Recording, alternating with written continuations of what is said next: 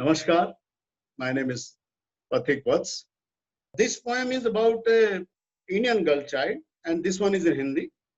This is about the period.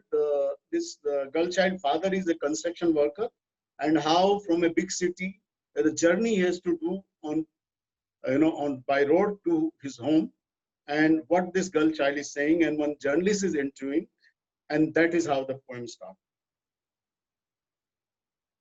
मुझ मजदूर की बच्ची में उसको शायद दिखाई दी अपनी बच्ची, कैमरा बंद कर जब उसने चॉकलेट बढ़ाई, 4 दिन में पहली बार मेरी बच्ची मुस्कुराई। मुझ मजदूर की बच्ची में उसको शायद दिखाई दी अपनी बच्ची, कैमरा बंद कर जब उसने चॉकलेट बढ़ाई, 4 दिन में पहली बार मेरी बच्ची मुस्कुराई। बातूनी बोलते बोलते तुतलाया करती है, मजदूर की बेटी है फिर भी हक से सवाल किया करती है। आज भरी दोपहर टूटी सड़क पर उसने पूछा, कब से चल रहे हैं बापू, घर का रास्ता इतना लंबा क्यों है, हमारे लिए हर हाल में तेज धूप और पत्थर क्यों।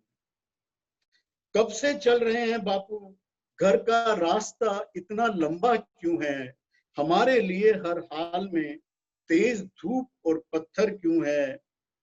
चुप क्यों हो बापू, किसी ऐसे रास्ते पर चलो ना बापू, जो छोटा हो और मिल जाए खाने को दो। मैंने कहा भूख में घर का, गरीबी में सफर का। मैंने कहा भूख में घर का, गरीबी में सफर का, जिंदगी में मेहनत का कोई छोटा रास्ता नहीं होता मेरी बेटी। मैंने कहा भूख में घर का, गरीबी में सफर का, जिंदगी में मेहनत का कोई छोटा रास्ता नहीं होता मेरी बेटी। और हम मजदूरों को तो मेहनत करके ही मिलती है 2 वक्त की रोटी।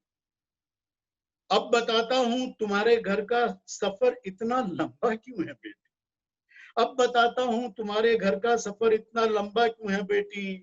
घर से जो जितनी दूर जाता है, पर किलोमीटर उतनी ज्यादा पगार पाता है। वो कहाँ चुप रहने वाली थी, बोली, पर बापू मुसीबत में घर लौटना मुश्किल भी तो हो जाता है। वो बोलते बोलते नहीं थकती, चलते चलते थक जाती है। जब पैर में छाले ज्यादा पड़ जाते हैं तो भूखी सड़क किनारे लेट जाती है। कई दिनों से भूखी मेरी बच्ची को, कई दिनों से भूखी मेरी बच्ची को रात में चांद भी लगा मक्खन से चुपड़ी हुई रोटी। कई दिनों से भूखी मेरी बच्ची को रात में चांद भी लगा मक्खन से चुपड़ी हुई रोटी। आसमां की तरफ इशारा करके बोली, अक्सर मांगते हो ना, हे मालिक मुझे दे दे रोटी। आसमां की ओर इशारा करके बोली, अक्सर मांगते हो ना, हे मालिक मुझे दे दे रोटी। क्या यही है वो रोटी। हाँ बेटी, ला दूं तुझे मक्खन से चिपड़ी हुई रोटी। हाँ बेटी, ला दूं तुझे मक्खन से चिपड़ी हुई रोटी। उसने गौर से आसमां की ओर देखा, उसने गौर से आसमां की ओर देखा। भूखी इतनी थी कि भूख से ही पेट भर लिया और मुस्कुरा कर बोली, नहीं बापू मत लाओ वो रोटी। नहीं बापू मत लाओ वो रोटी तो ऊपर वाले की है।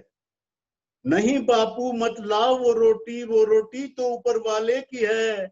आप ही तो कहते हैं कितने भी भूखे हो, पर हम मजदूर नहीं छीनते किसी की रोटी। नहीं बापू मत लाओ वो रोटी तो ऊपर वाले की है। आप ही तो कहते हो कितने भी भूखे हो, पर हम मजदूर नहीं छीनते किसी की रोटी।